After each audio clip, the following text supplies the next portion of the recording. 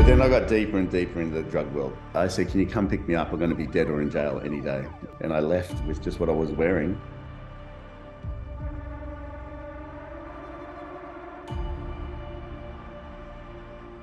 He goes, you've just been on Australia's Most Wanted.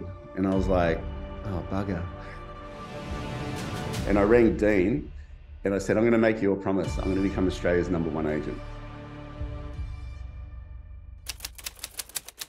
Mat Steinwede over the last 2 decades has arguably been the best real estate speaker / practicing agent. He walks his talk. Mat Steinwede is one of Australia's most renowned real estate sales agents. This is a guy that's gone from being homeless and living on the streets of King's Cross to being one of the most successful real estate agents in the country. He's got one of the most well-known agencies within Australia. He's been voted the #1 real estate agent in Australia multiple years. He's sold billions of dollars in real estate. I think he's probably one of the most authentic people, I'm going to say, on social media. My whole goal now is to operate in the highest frequency possible because I believe that's my protection in the future. What advice can you offer on setting meaningful and achievable goals while maintaining discipline to pursue them? You know, when you buy something for 100 million, do you like borrow 20, pay 20% or like borrow the rest? What do you do? He looked at me like I was from a different planet. He goes, no, we just pay cash. Some people want a Rolls Royce. Some people want a Lamborghini. Like I really am more interested in, there's a women's refuge down here that has no places for them or homeless kids around here and they need units. I'm really focused on buying units for them.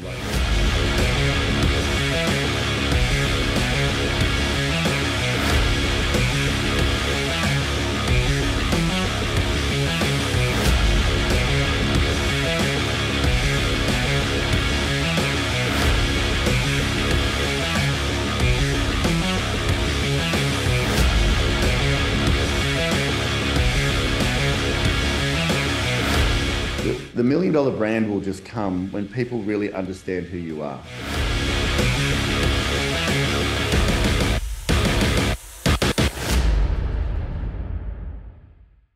Hi guys, welcome to the $1 Million Branders podcast. So we've got a very special guest for you today. I personally have loved every single bit of his content. I think he's probably one of the most authentic people, I'm going to say, on social media, always bringing the real vibes. And this is Mr. Mat Steinwede. Mat, I'm so honored to have you on our podcast today. I appreciate you having me. So just a bit of background around Mat. Ranking consistently as the #1 agent in the McGrath Network, combined with leading one of the most successful sales teams in Australasia. Mat Steinwede is sought after property sales specialist with 25 years experience dedicated solely to the real estate industry across the Central Coast. Mat has one of Australia's best track records in terms of property sales. And guys, the Australian property market is tough. So this is difficult. As an industry leader, Mat has highly specialized team in this customer service, marketing strategy, and technology database management. And this allows him to dedicate his time to the critical areas of buyer management and negotiation for his clients. Mat's achievements have seen him recognized by global sales leaders and a thought leader and emerge in demand high-performance speaker. Outside of his passion for real estate, Mat is an author and founder of the 31 Minutes Global Movement, which helps people who want to unlock their true potential and live their best life. And on top of that, Mat, I know you're very into your fitness, as am I, but it's really important. And you've achieved the most remarkable success as a top real estate agent in Australia. And you've just had such an impact, I think, on so many lives, I'm going to say globally. And we're doing this interview because that, I think, is so important, like that global reach for you. But you've got the most interesting stories, and I want to dive into that. Can you take us back to the early days of your, I'm going to say, prior to real estate? Share some pivotal moments or experience that set you on your path of where you are today. Yeah, I'll keep it as short as I can because 30 years on, you get a bit sort of like, oh, everyone wants to talk about your story, but it's yeah, I went from like surfing and then I went into party in the city and then started taking drugs and bouncing and things like that. But I got quite involved in the whole criminal world in Sydney and When funny though, when I started that, I could see that there was a currency in that criminal world with the sort of more connected you are and the more feared you were. And I didn't know anything about it, but I sort of then started training at a gym called City Gym, which was like the only 24-hour gym, I think, anywhere. That's my gym, actually. Oh, is it? Oh, yeah. So I started training there, and I was like, I walked in one day with a guy from the party scene. His name was Steve, and I was like, "How do you feel so big?" Like I was like this skinny surfer, and he goes, "Oh, they all take steroids," and I was like, "What's steroids?" And he goes, "Oh, do you want some?" And I was like, "Yeah, get me some." So I started taking them, and it got bigger and bigger and bigger. And then over time, I don't know, started to develop. I don't know if you call it a profile exactly, but it was like just got to know a lot of people and things. But then I got deeper and deeper into the drug world. So everyone was like, "Oh, you should be competing in bodybuilding." And I was like, so I always had like a good frame, but just quite lean, like a surfer thing. And then I wasn't disciplined enough. I just wanted to party and chase girls around, really. So, but then over time, that all started to go really sideways. And I ended up sort of homeless. Well, I ended up working for people that were all involved in that and then just doing lots of things. But something happened, sliding door moments in life. Yes. People that I sort of did things for, they sent me up to Terrigal, where I had no idea where that was. And they were opening another brothel. And they said, "Can you go recruit some girls for the brothel and look around?" And so they connected me with the bikies up there. And then I met this guy that night. His name was Dean. And that's my brother's name too, by the way. way. Is it? There you go. So his name is Dean, and then he's big. Like I'm 6 foot, almost 6'4", and he makes me look small. And he knew a girl. It was her 18th birthday, and her name was Karina. And she came up to say hello, and I was like literally knocked off my feet. I was like, "Whoa, she's amazing." And anyway, I asked for a number. I didn't know till quite a bit later, but when she went to write it down, the bouncer grabbed her and said, "Oh, you're not giving that guy your number, are you?" She's like, "Oh, yeah." And she was a really innocent sort of Mormon girl. And then he said, "Whatever you do, don't give him your number. And please don't say I said anything." He's the sort of guy that makes people disappear. But fortunately, she did. Like, fortunately, she gave me her number. I went back to Sydney. Everything went really bad. I ended up sort of living in this abandoned building in Camperdown, huge drug habit, just everything. I can't even explain it to you. It was just really bad. And then I rang Dean, and I only met him sort of once, but spoke to him a couple of times. But I rang him and said, "Can you come and pick me up?" This would have been 6 months plus later, maybe a year later. I don't know the time. And I said, "Can you come pick me up? I'm going to be dead or in jail any day." And he said, he just drove down, and I left with just what I was wearing. And he took me to his parents' house and put me out the back of his parents' house in this little room. And I stayed there for 9 months. Wow. Anyway, I was in a bad psychosis. Like I was injecting so much drugs and was just nowhere. And I was still with Karina. She was hanging around, and her parents sent her to Queensland to try and get her away from me and all of these things. And then I rang an ex-girlfriend in Sydney, Lisa. It was like 9 months later.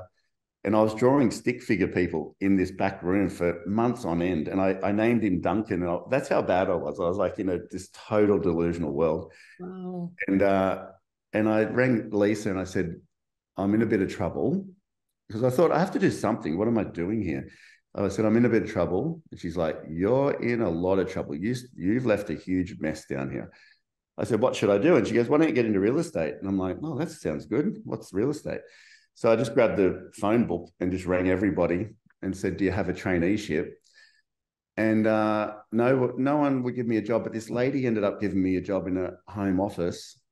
And I said, "Look, I don't have a home. I don't have a car. I don't have anything." And Dean bought me a couple of pairs of pants and a couple of polo shirts. And she put me in a caravan on her property. Wow. And she said, "If you can just door knock every day." And that's what I did. And I used to just, she used to bring me to work. And then over time, I ended up renting this room off an old lady that was friends of Karina's. I used to get the bus into work. And I used to walk the streets all day just asking people if they want to sell their house. And then day after day in the rain, it didn't matter what it was. I had nothing else to offer anyway. And then one day I got home, this would have been a year later, maybe more. And Ray, who owned the fish and chip shop in Killarney Vale was this little country town in nowhere, just with a few little shops. And then Ray rings me at Tina's house when I walked in, and he goes, "Matt, it's Ray from the fish and chip shop." And I said to him, "How on earth did you get this number?" Like, I was sort of in hiding a little bit. I said, "How'd you get this number?" And he goes, "Don't worry about that." He goes, "You've just been on Australia's Most Wanted." And I was like, "Oh, bugger." Really? Yeah. So, and then Karina's dad turned up, and then I went and handed myself back in Sydney, and they took me to court straight away. And I had, like, I don't know, 14 warrants out for my arrest for all different things. Anyway, Karina's mum came and the old lady came, and they testified and all this sort of stuff. And Karina's mum was crying in the thing, saying, "I'm really trying to turn my life around." And then the judge looked at me one day, looked at me at the end, and she said, "I don't know what happened. Angels intervened. I don't know." And she said, "Matt, you should be going to jail for quite a few years today." And she said, "I just see some good in you." And she said, "If you back here again, I'll send you for most of your life." And so I walked out of there, and I rang Dean, and I said, "I'm going to make you a promise. I'm going to become Australia's #1 agent." And then from then off I went. I had to do community service and all this sort of stuff in the middle of trying to work. But yeah, that's what happened. Well, I've actually got shivers, and I know watching your content, you spoke even of how you went and you wanted to get like all those tattoos on your body. So I think you have had, like, I'm very spiritual, but I know you've had like quite a lot of angel intervention. But I'm so glad you didn't go to jail and you're here with us on the podcast and you did have your path, because on this podcast, I really wanted to tap into people. I think the world has gone a bit nuts at the moment, especially with the war and stuff, and people need light and they need inspiration. And your story is so inspirational right now. So, I mean, you've achieved such remarkable success. Again, I'm going to keep plugging it because I feel like you've just worked so hard and especially to transform your life. And the world, I think, is in a state of transformation at the moment. But I think I've got this rule, where it's like rule #1, never be #2. So how do you maintain being ranked the #1 agent at the McGrath Network consistently? Because I can imagine it's not just action, it's mindset too. I think it's reinventing yourself. You've got to stay relevant. I've been in a long time, been around a long time. But there's been times when you get to the burnout stage and it becomes not as enjoyable anymore. But you do have to reinvent yourself. And it's almost like daily I do that now in a way with frequency. And, I've learned a lot about vibration over the years. But, when you're doing something that you sort of got to do something you like, like it's got to suit you. Real estate suits me because I bounce around all day, speak to a lot of people. I don't think a lot of people could run at the volume level that I do because it is exhausting. I've had a lot of people work with me and they're just like, "Oh, this is all too hard." But that's like, they've got to find something that they really enjoy. And I think that's one of the things. You've got to wake up every day and go, I don't love real estate every day, but I enjoy the freedom and flexibility it gives me to see a lot of people, to use my energy a lot, to, I've probably got a bit of ADD or whatever, but to structure my life. I think we all do. Yeah, I think so, yeah. But I do like that. So I committed a long time ago, even though I'm a part owner of a large company now, like we have 11 offices. Wow. I don't have anything to do with running it. So I have a business partner that runs all of it. And I was acutely aware of my strengths, and that was KPIs. So when I get up every day, especially before, but when I was working, I used to hit 40 connects a day. It might not seem like a lot to people, but to go out and find 40 people that I would say, "Hi, I'm Matt. Did you want to sell your home?" "No, thanks." And I database them. I would do that every day. Wow. Real estate agents would be lucky to do 5. But it really suited the way I worked and then how many appointments I needed to do. And I was quite structured like that. But running an office, and I think a major mistake that people make, whether it's real estate or other things, they go start a business in what they're good at, and they soon see that they're not business people. They might be good at selling houses, but they're not business people. So my business partner is like the boss of the business, and my ego's at the door. Like I don't walk around going, oh, this is whatever.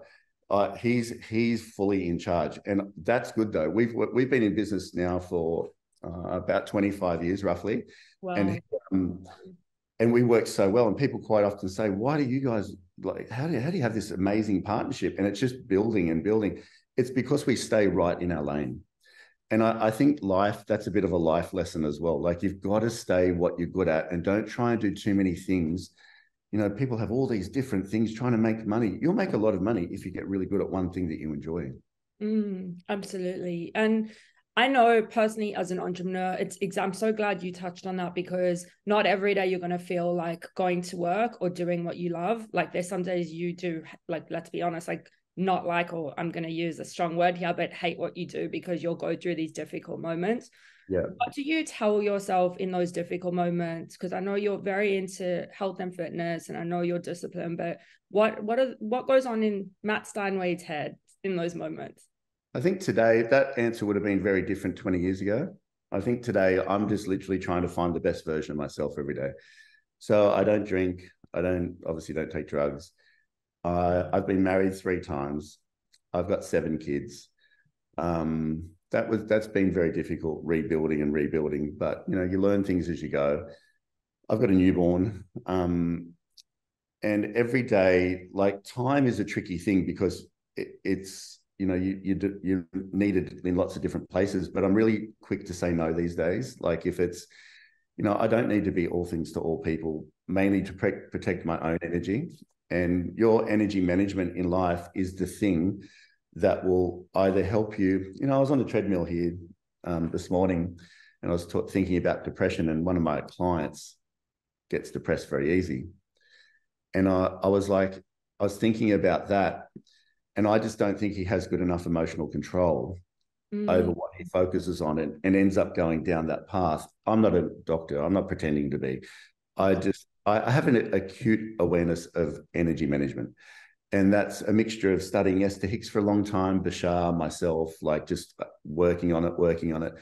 Because I had some real bad problems before, a long time ago, like real bad issues. But I could see that the more in control I got of my day, the more my life steadied as well. And then also the choices along the way around who you're going to hang out with, what are you going to eat, what are you going to drink. Like, people turn to drinking on a weekend, and, you know, friends of mine, trying to find this relaxed state or this enjoyment state, and they look forward to that. But really the outcome of that is total frequency crash, you know, like, after it.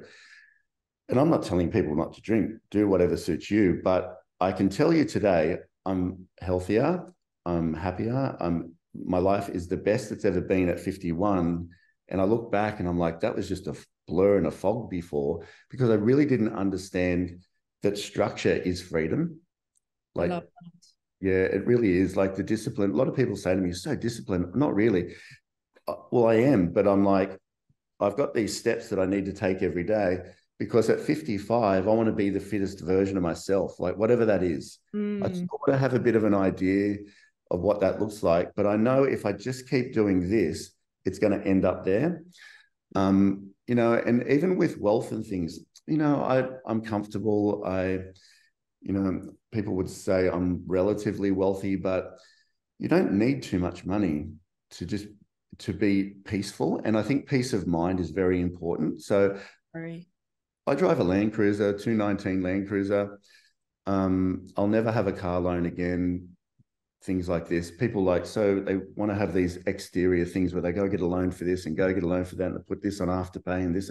But you wake up every day and already you're behind the energy stream, because you go like, shivers, I've got to pay for that and I've got to pay for that. I'd rather drive a Corolla around that I owned. So I never have to think about that extra payment over here or that extra. And I know we're not talking about money exactly, but that's all part of it. I think there's a lot of pressure today on people because they're putting that on themselves, because they're spending too much. They're buying things they really don't need. It really does create an unsteadiness in life. Yes. Once you find your center in life where your living expenses are vastly different than what you earn, even if you earned $100,000 a year, if you spent $50,000 a year, you're really comfortable. Or $40,000 a year. So today I look for peace of mind, steadiness with excitement over everything. You know, if I don't want to go to a dinner because I just don't want to in the night, I just say no to the people. And people say, "Oh, right, why not?" I say, "Oh, I don't feel like it. I go to bed at 8:30. I'm not great company. So maybe we could do like a coffee sometime, or a bit of caffeine, but a water or a juice." Everyone says to me, "You want to get a juice?" Because they know I don't drink caffeine. Like even caffeine, I know it sounds extreme, but even caffeine, and I used to have energy drinks and things like this, it mucks up your frequency. And you talked before about the war over here, you know, that this is going on. The world is changing, and I believe it's a frequency split. Listen to Dolores Cannon, one earth is splitting into another, and you can see it. My whole goal now is to operate in the highest frequency possible, because I believe that's my protection in the future. Yes, 100%. I do. Oh my gosh, this is so inspiring. And I think it's almost uncanny at the timing of this interview too, because I think it's so needed. And to be honest, I don't really drink. And I'm very health conscious. So I totally identify with what you're saying. And I just want to tap into something that you said, because you said you've got almost these levels of your day. Can you walk us through a day in the life of what you do? Because you look great for your age. And I think there is, you know, we spoke a little bit about discipline, but it goes beyond discipline. It's like the outcome of your entire life, right? It's almost your legacy, which we're talking about. Can you walk us through a day of yours? Yeah, sure. I get up without an alarm clock every day. So that's, you know, I like to get to bed at 8:30, 9 o'clock if I can. And then you must wake up without an alarm clock, because your body's not ready to get up unless your energy tank is full. Your body needs no coaching in what to do. It's amazing. Interesting. So, yeah. So when people have an alarm clock, the only time I'll ever set an alarm clock is if I have to go to the airport, which is almost never. But if I had to get up at 3 in the morning. So you naturally wake up, whether you wake up at 5, 5:30 or 6 or 4:30, your body will just get up. But I don't get out of bed for a few minutes, because I get my thought momentum going. So when you go to sleep, your energy totally resets and all of your vibration from yesterday stops. So I reset it for the day, and I start saying things like, you know, I feel fantastic. And I sort of get a sense of where I'm at a little bit. It's not a labored thing. It's just a bit of a feel. And if I feel like totally in the zone, I'll stay in bed a minute or two. But if I'm not, sometimes I might stay there for 10 minutes and half just get myself feeling okay, because I'll never get out of bed unless I'm clicked in a little bit. And then I'll do some breathing, 30 sets of the Wim Hof beginner one. I do that one. And then an ice bath. And then I'll do 45 minutes to an hour of cardio. And then I have a full gut health regime in the morning. So I have these things called pods, which are like gut health food from a guy who's like a mad scientist, but they're fantastic. And then powder, same from him. And then I have this, you know, like a breakfast regime, because gut health, I've learned everything. Yeah, without gut health, your skin won't look good, you won't feel good, your emotions won't be great, like all of that. So I've been on that journey for a couple of years now, and that sits at the top of everything. And then I get into the day. I help Tara with the baby for a bit. Then I'll go do my thing at work, and then I'll go train at about 4. I have a factory with a gym in it, so I don't have to train with people. Not for any other reason apart from I just like getting in and getting out and not really look, you know. Yes. Yeah. And then I'll have a sauna for half an hour, and I'll come home, dinner with Tara, hang out for a bit, ice bath, bed. Wow, incredible. Yeah. And I noticed that, so in the morning, a lot of people have a habit of picking up their phones and reading. Where does your phone fit into this? Yeah, I do. I do for a minute. I just have a scan, because like I have another guy that I know very well who's actually the partner in the 31-minute thing. He doesn't touch his phone for an hour or two. I get a bit of anxiety if I don't just quickly just have a look. I don't really like it. I like just sort of having a scan, watching a TikTok or two and going. But that's like after I have clicked in. Yeah. Got you. And then something that you touched on before was energy. And I think we're living in a world, you do need to protect your energy. I know I'm very, very careful with who I give my time to, who I put myself around, but how do you pick the right people to be around, and how do you listen to your intuition or your gut when it comes to that? Like, oh, this isn't right for me, or, you know? Mm. Well, I think if it feels forced, I just like, if I just don't feel like it, I just say no. Like if it's, well, it's a very hard one to say this is what you need to do. Just, it's that feeling, you know, if I feel prompted to do it, I'll do it. If I don't feel prompted, you'll never get me to do it. Like, you know, I have some friends that I just ignore their calls because I tell them, like, they might call me 4 or 5, 6 times, but they sit on the phone for half an hour and I just don't want to, you know. Mm-hmm. And when I eventually, sometimes I'll ring them back later and later and later, weeks later. And they'll say, oh, you haven't, no love here, you haven't called. And I say, well, I don't want to sit on the phone for half an hour. You talk too long.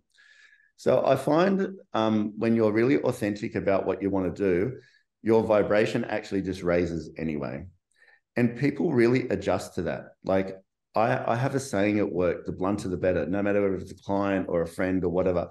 If the blunter you are with people, they know where you stand. And when you're fake about things, it actually takes your energy away. Like it drains your energy a lot. So I'm not saying be rude to people, but you have to be truthful. Absolutely. Yeah. That is the best lesson. Thank you so much for that. Yeah. And Matt, so many aspiring entrepreneurs struggle with setting and achieving goals, especially because the world is a bit like this at the moment. It goes back down to that energy thing. But what advice can you offer on setting meaningful and achievable goals while maintaining discipline to pursue them? I don't think you need to think about your goals too much. I think you just need, I've had all different things over the years, but today I might just have one goal. And like, I don't really need much anymore, but I used to want cars and this. I don't want any of that stuff now, but I do want a jet one day. And the reason I want a jet is I don't really like airports. And if I have to go around places, I just want to like get on there and go. And not for any other reason. I'd probably never take a photo of it. I would never like be showing it, you know, like some people do on Instagram. But I think that's the thing I would like one day. The rest, I don't really need anything else. But it's all linked to your performance of the day. So I almost don't even think about it because, you know, if you want to increase your wealth position, then you just got to get really good at what you do and increase your income. So it's sort of like, there's no point thinking about down there apart from being excited that it's going to come one day. That's it. No, and some people, I think, mix up the emotion of a goal because they look at it and they get anxious about how's it going to come, la, la, la, la. I'm just excited about it'll arrive one day. It's almost like I've put it there and someone texted me today and said they want to come and visit from England for a catch up, a one-on-one. Not that I do that, but I was like, oh yeah. He said, oh, have you got your jet yet? You could send it over. But it's like, I can feel it all forming around me. Yes. And I don't need to think too much about it because once you ask for something, the universe has already vibrationally created it. Now I've just got to become that person that aligns with it in a frequency point that's wealth and also the deserving of it or the receiving of it. But the thing is, it's not like you get there vibrationally and all of a sudden it pops up. It may, but you've got to live like that. You've got to live like that for a long period. I believe, and this is just what I think, but I think the universe, it makes you work for it to become that person. So when you receive it, you can handle the responsibility of it. So it's not just going to pop out of the sky. It might be 1 year, it might be 10 years. I don't really know. When I wanted to become #1 in McGrath, it was just a thing of mine. The last franchise that I would belong to before that was Rain and Horn, and they have 3,000 salespeople, Rain and Horn. And I was very young then, and I said, I want to become #1 in Rain and Horn. It took me about 3 years to do, and I became #1 there. But in McGrath, when we joined that, there was probably, I don't know, 400 salespeople. Wow. But they were riding, the top 10 were riding like 3 or 4 times the amount of the top 10 in Rain and Horn. I was like, whoa, that's amazing. That's unbelievable. It took me 15 years to become #1 in McGrath. Wow. Some years I'd get to number 5 and then have to do it all over again. Number 2, do it all over again. It doesn't sound like much, but when you're selling real estate, like people don't sell homes every day, and you've got to go and prospect, and it's very difficult. Even I rang John McGrath one time and I said, I really want to become number 1 in McGrath. And he's like, because we live in a little coastal town, he's like, I don't know if you can even do it from where you live, because you're competing with all the guys in Sydney selling tens of millions of dollars houses. And I said, John, never doubt me. I'll do it. I will do it. He said, oh, well, if anyone's going to do it, you can do it. But it took 15 years. So why I was saying that is I never focused on the time. I wanted it, but I never focused on the time. I just knew if I kept doing the right things every day, every goal in your life will come. But I think sometimes we get too worked up about, oh, it should be here, or that person's got it. I never really think about that anymore. But the answer today is very different than if you asked me 20 years ago. Wow, unbelievable. So many diamonds in this interview. And Matt, transformation often requires leaving behind old habits and beliefs. What personal or professional belief did you have to change to reach your current level of success? I'm going to say mindset in business. And how did you go about making that transformation? I think my biggest one was I felt like a bit of a fraud when I was younger. I really did. I just felt like I was really this lost little kid who was, drug addict home. Like, I sort of felt like that inside, and I was always trying to prove myself to people. And so I think I had to develop, but it's experience going through. The bumps have been the best things.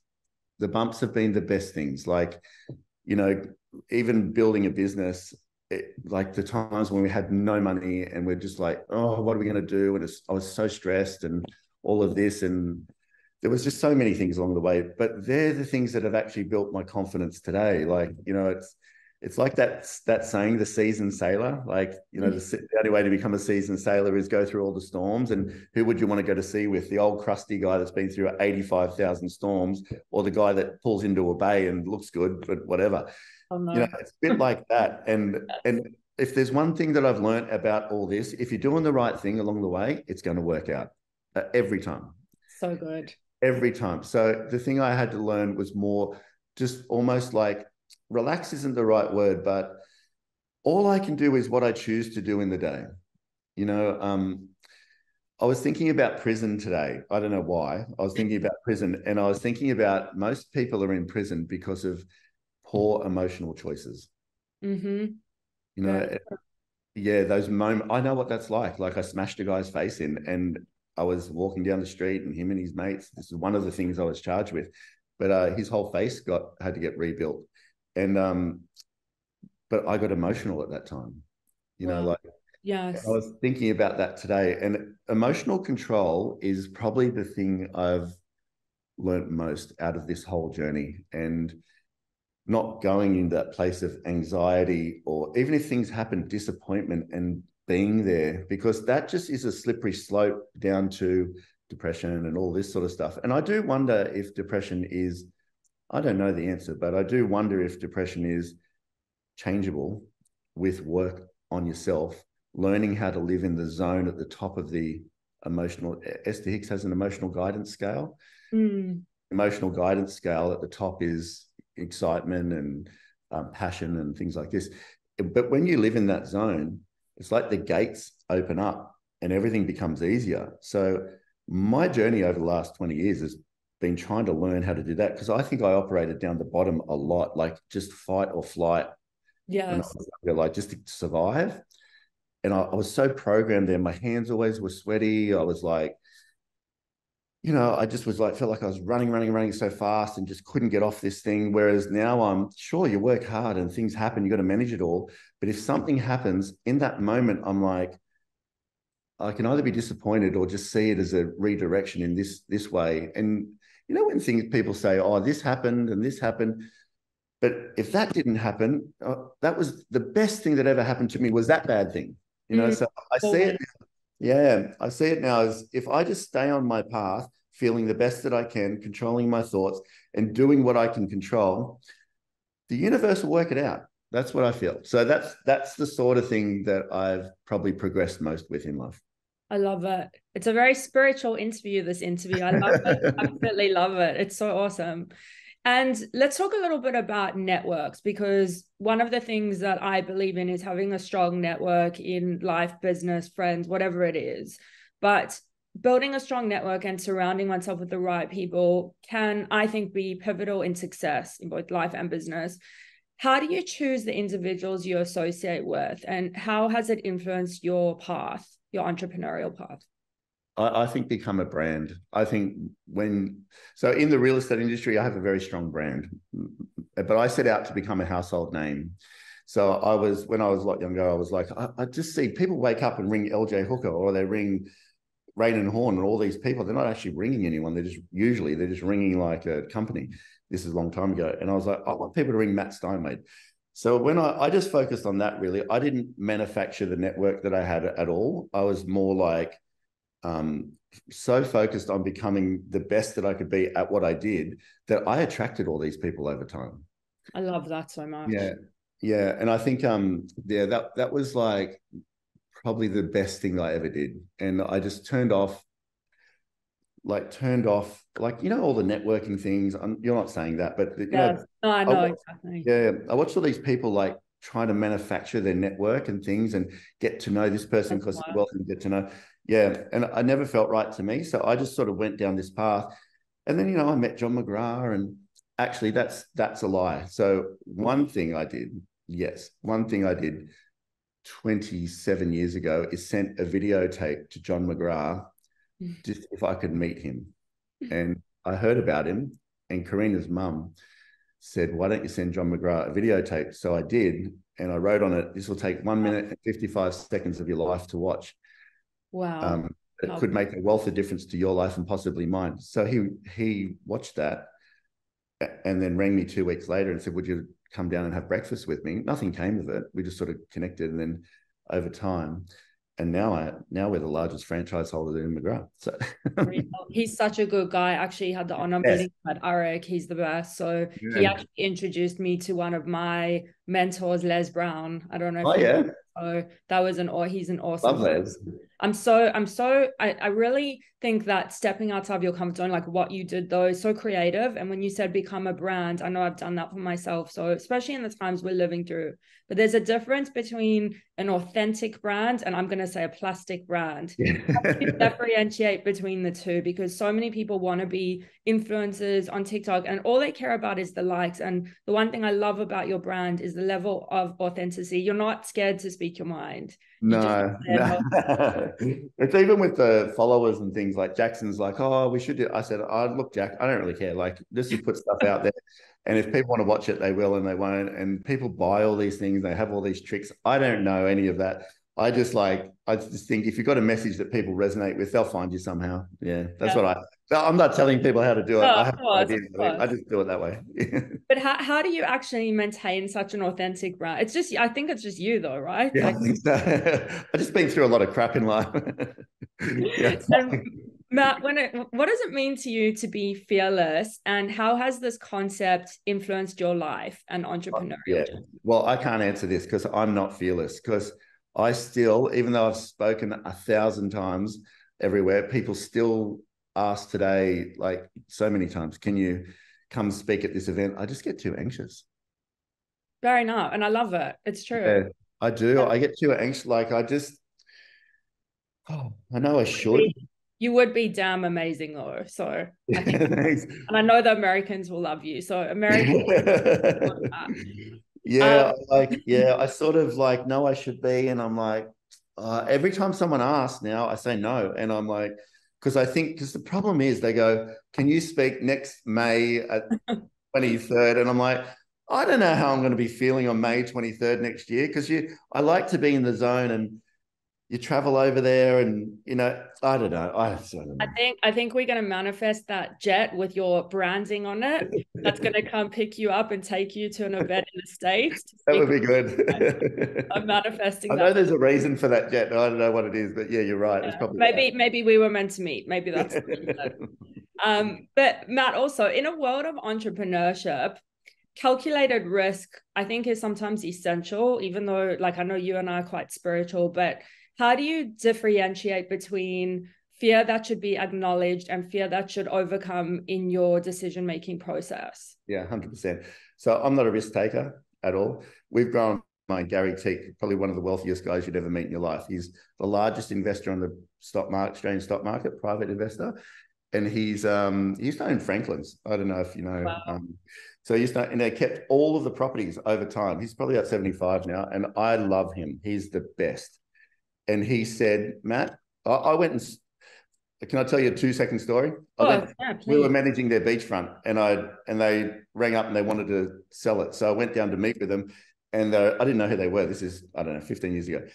And I walked in and I met his son, and then Gary comes in on talking, and there's all these in the room. There's all these pictures of aerial shots of cities, and I'm like, oh, I said, what? And I'm always like, when I'm in meetings, I always ask questions. Some of them are a bit dumb, but like I ask these, I'm like, what are those things? And they've all got these things around all the buildings. He goes, oh, they're some of the buildings we own. I'm like, oh, that really? Gee. And I was like, what's the plane there for? He goes, oh, we buy planes and lease them back to Qantas. And I'm, oh, right, wow. But they're so nice people, so nice. And he goes, yeah, we just bought that one there for like 100 million. We're going to knock it down and build a new one. That's the Westpac building in the city. Unreal. Oh, really? Okay. So after the end of the meeting, I said to Sean, I was outside and I said, you know, when you buy something for 100 million, do you like borrow 20, pay 20% or like borrow the rest? What do you do? He looked at me like I was from a different planet. He goes, no, we just pay cash. And I'm like, right, okay. I walked out and I said to Jamie, my business partner, rang him and said, these people are seriously wealthy. I'm going to see if Gary will catch up with me and ask him some questions. And I rang him and I said, Gary, could I please come down and see you? I just want to ask some questions about wealth and things like this. You know, I was a lot younger then. And he said, come down. And we were just chatting about things. And he said, I've got some principles I stick by. He goes, I'll never, ever do anything unless it feels right, ever. So good. He said, if I don't like a person, I will never go into business with them, ever. He said, if I feel anything, I will never go into business with them. He said, I pay every cent of tax I owe and I don't try and get around it. There's 3 things he lives by. And he said, there's one more thing, learn about compound interest. And that's all he said to me. Like, and then we talked about all sorts of other stuff. But that there is what I live by. If it doesn't feel right, don't do it. So if the risk feels too great, sure, you might win, but it can also turn you the other way as well. So I'll never do it if it feels too risky. Oh, so good.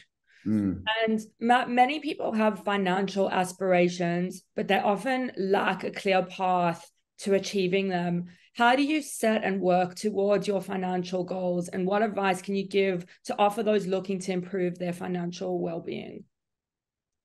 Slow and steady. Go back to Gary Teak. He said some other things in that. He said, just buy one house and pay it off. That's what he said to me. Because I said, well, what about wealth and things like this? And he said, just buy one house and pay it off. And then he said, when you pay that house off, then buy another one. That's what he said. And I really like that. And I know you're asking me what it is, but I'm very simple. I only own this house here and I have 2 commercial properties. I don't really need anything else. I have a good company though. But I think you'd be amazed at how little money you need to feel safe, to feel secure.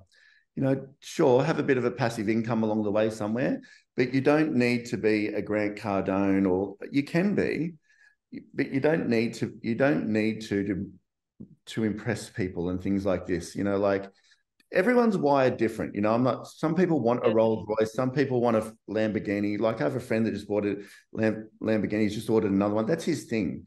But to me, I just love the feeling of peace of mind and, you know, I'm not running. You know, I heard on the thing Grant Cardone has like $1 billion plus in debt. And I understand. I never look, I'm not a money person, so I can't give anyone any advice on it. But they say, you know, use debt to get wealthy. I've never liked that. That will stress me out. I don't believe in that. Yeah, no, exactly right. Like, I understand they're like seriously wealthy people. I'm not criticizing them one bit, but I've never got that concept. And like I said, I'm not a money person to give advice, but I like owning things. Like if you own it, your car, your house, if you get on with life, then everything you earn, like I earn a lot of money. Like everything you earn, you can do other things. Yeah. I really I really am more interested in, there's a women's refuge down here that has no places for them or homeless kids around here, and they need units. I'm really focused on buying units for them. Like, I don't really need too much money, more money now, but I really want to buy a series of units for them so they can get it sorted, and then they get into the world. Some of the stories, I broke down into tears. Oh, sorry, I'm going to cry. No, that's okay. So important. People need to hear this and I really appreciate it too. Yeah, some of the kids, they have no hope.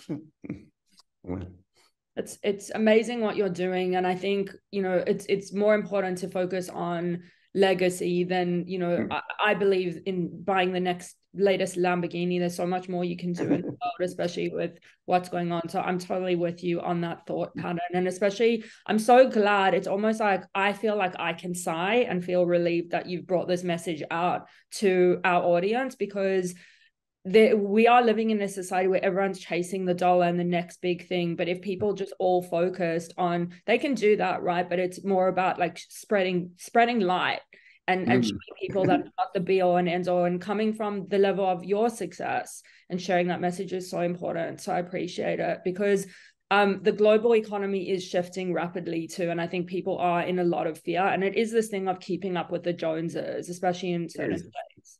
It's also unnecessary. Like, it's good to get to a point, but it is unnecessary, you know. But like I said a million times, you only need so much. Yeah, absolutely. And Matt, what?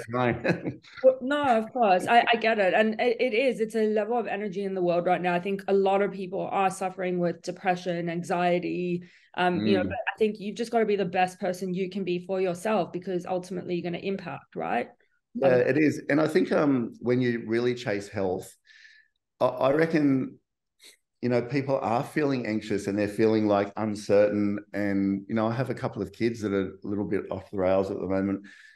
They'll find their way. And then it's like, but you can just see their lifestyle. And, you know, it's, so when you put health first and you're like making this conscious decision to not drink and, you know, not do these things that do affect your body, they're going to affect your emotions. Like, they're going to affect all of these things. You know, a friend of mine died at 48 the other day, and he was like, he died of cancer. And I do wonder, like, I don't know, but you know, what I'm learning, I have a great guy called Tommy who's been a nutritionist for 40 years. He's from Iran. He was a refugee. Amazing stuff, you know. And like, if people went and saw, say, Tommy, and then really understood gut health, he's got a PhD in nutrition and specializing in gut health. The guy's a phenomenon. He's 58. He looks amazing. I said to him, I just want like skin like yours. What do I need to do? He goes, it's easy. He goes, do this.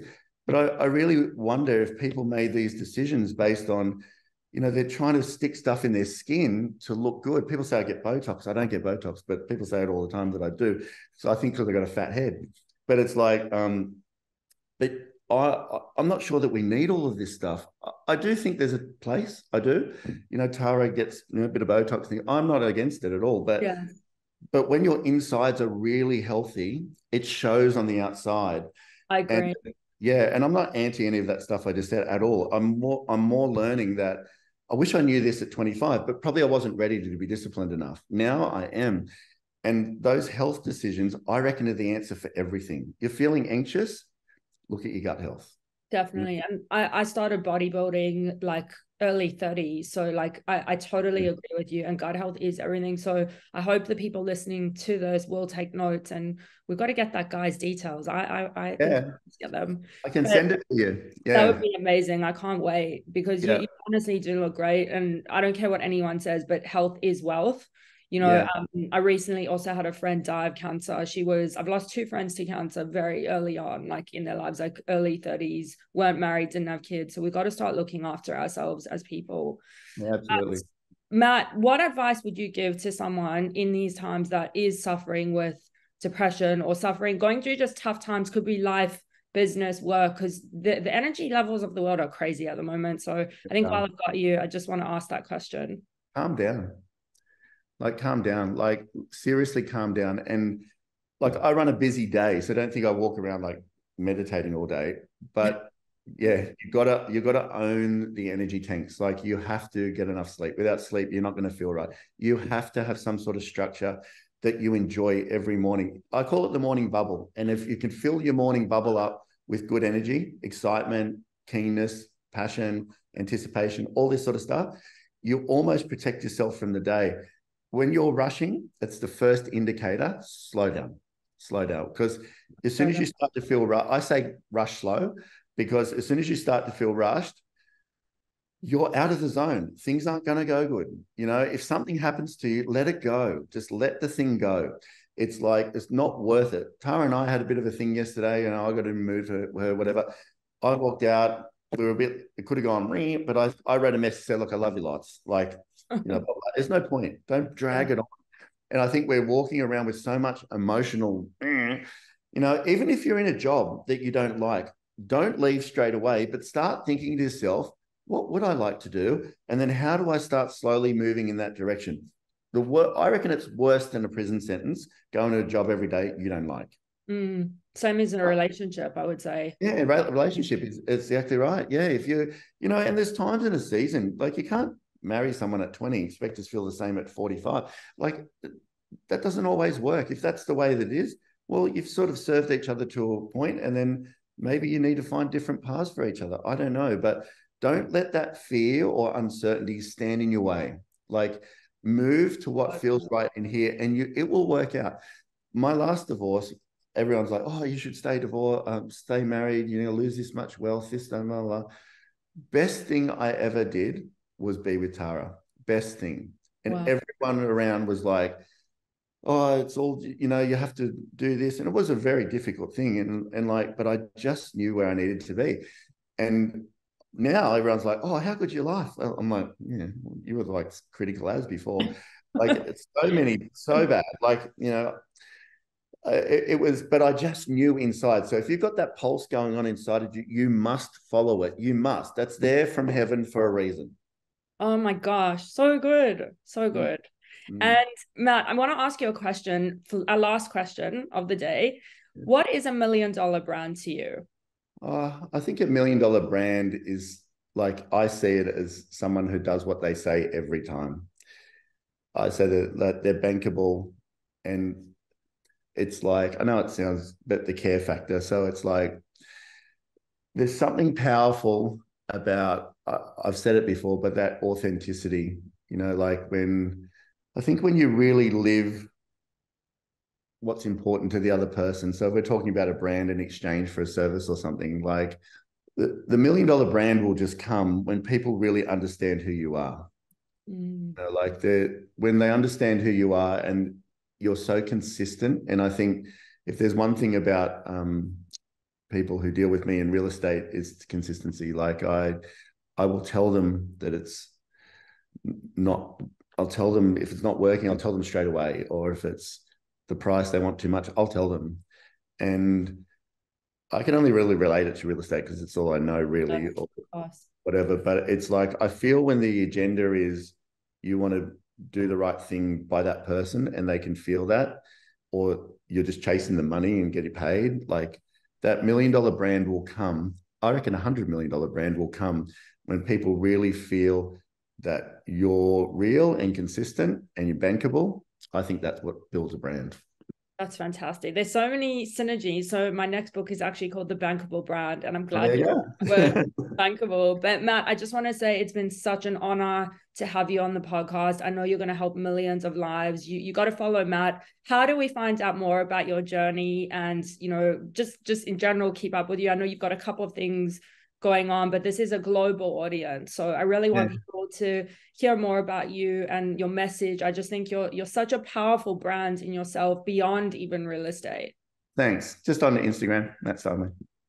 Okay, perfect. And have you got a website or anything that we can... Not really.